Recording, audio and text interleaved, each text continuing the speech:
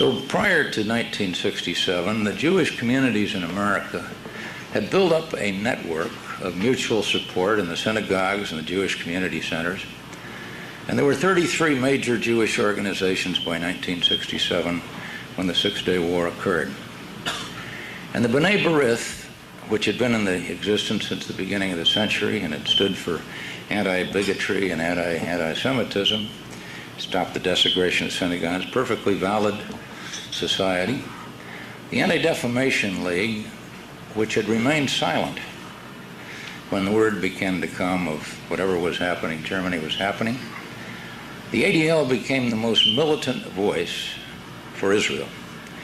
And the creation of the Jewish state caused the Jewish leaders, and to try to get 20 or 30 of each leading citizen, each city in the United States, to be a good Jew meant that you had to support Israel.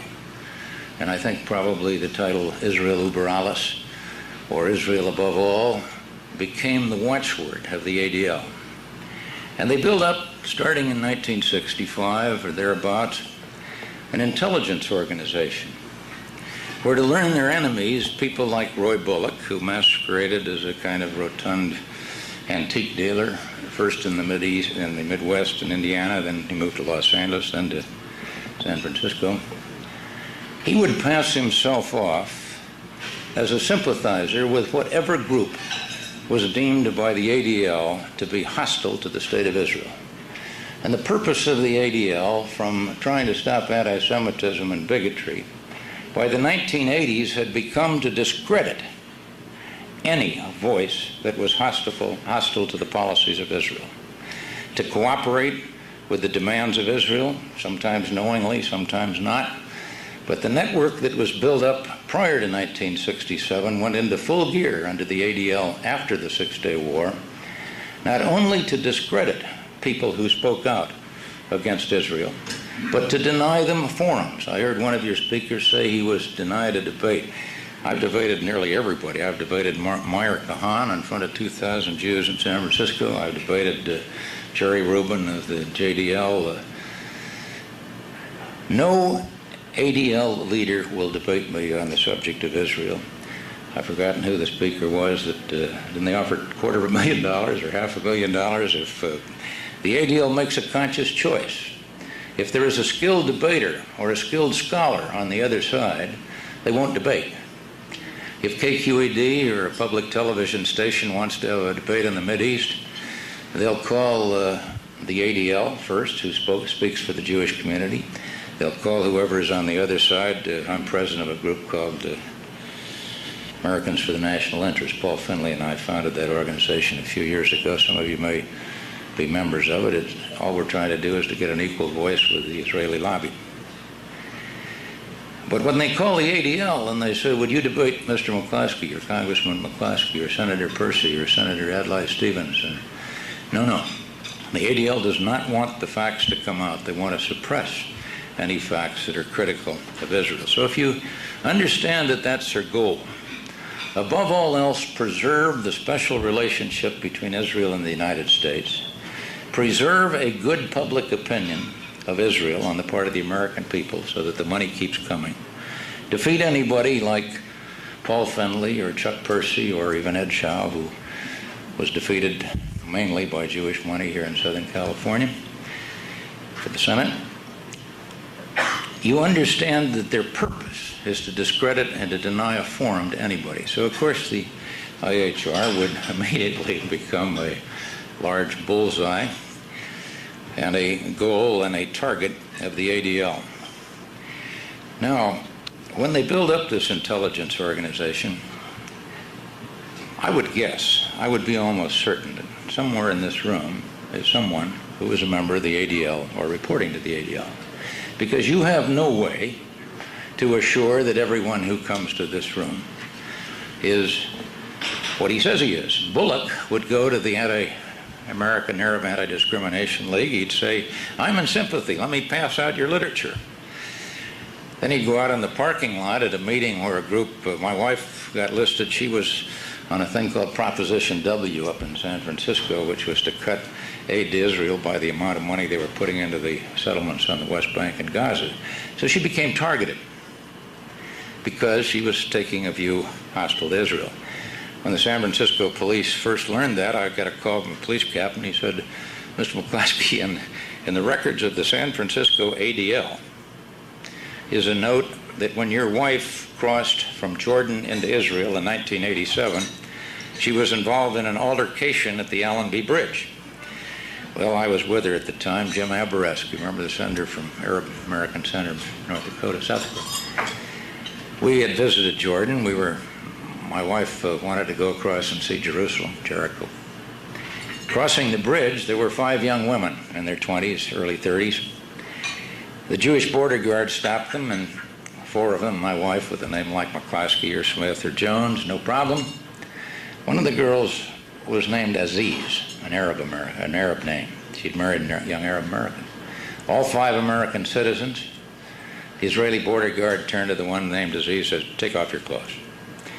It's a humiliating, it's a demeaning experience. My wife was offended, spoke of her offense, but to find 6 years later that to turn up in the office of the San Francisco Anti-Defamation League meant that information was coming the other way, as well as going from America to Israel. Victor Ostrovsky, of the former member of the Mossad, has written about the cooperation of the American Jewish community with the Israeli government. In the ADL's case, they wanted to ingratiate themselves with police departments so that they could get information from police departments about anti-Semitic activity or anti-Israel activity. The years that Bullock got in trouble, the ADL spy, the way he was caught, he would come to a meeting like this, he'd sit down, he'd go out in the parking lot, and he'd take the license plates of all the cars in the parking lot. And then he would take the license plate numbers. Here's a list, Tom, to Tom Gerard of the Police Intelligence San Francisco. Would you get me the names of these people? And back would come the name and the address of the people that owned that car and a notation. These people are anti-Israel, or they're pro-Palestinian, or they're peacemaking on the war in Vietnam. And that information would then be funneled to the Los Angeles office of the ADL, to the New York office of the ADL, to the Washington, D.C., and to whatever local office was involved. Portland, Oregon might get it. The 31 major cities, including Tel Aviv, with offices of the ADL, were on constant communication. And they built up these dossiers so that if you wanted to call and find out if a person was anti-Israel or had ever said anything that was anti-Israel, you call this number, the guy on the line in Los Angeles, 30 seconds later he can come back and say no or yes, which would condemn you. Well, I had spoken out against the Israeli invasion of Lebanon, the use of cluster bombs. I had been known as a relative friend of Israel up to that time. The Jews quite often had views that I shared on issues like Vietnam or women's right of choice, things of that kind. But once I took one position that was deemed hostile to the state of Israel, I was a marked man. I came back and ran for the Senate in 1982. I'd been in the House 15 years. And let me tell you what happened. I'll give you 3 examples. My finance chairman in Southern California was a savings and loan executive. He was a very loyal man. He'd known my father. He wanted to help me. He thought I'd make a good senator.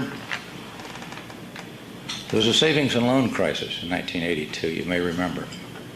3 of his biggest Jewish depositors came to him and said, Mr. X, we see you're the chairman of his finance committee. You get off that committee, or we will withdraw our deposits. So now you had the coupling of economic power. Advertisers. If a radio talk show or a television talk show indicated sympathy with the Palestinian cause, the station would be deluged with calls. This man's anti-Semitic. Any comment. The threat of anti-Semitism, as you know, in the academic community, nobody wants to be called a bigot or anti-Semitic. But the ADL in this period of time, you've seen the new books, The New Anti-Semitism, The Real Anti-Semitism. And no longer is this Jewish the liberal political thought of the 30s. Now the support of Israel is the primary obligation of every Jew. You're not a good Jew unless you are speaking out for Israel or doing your part to defend Israel against unjust criticism.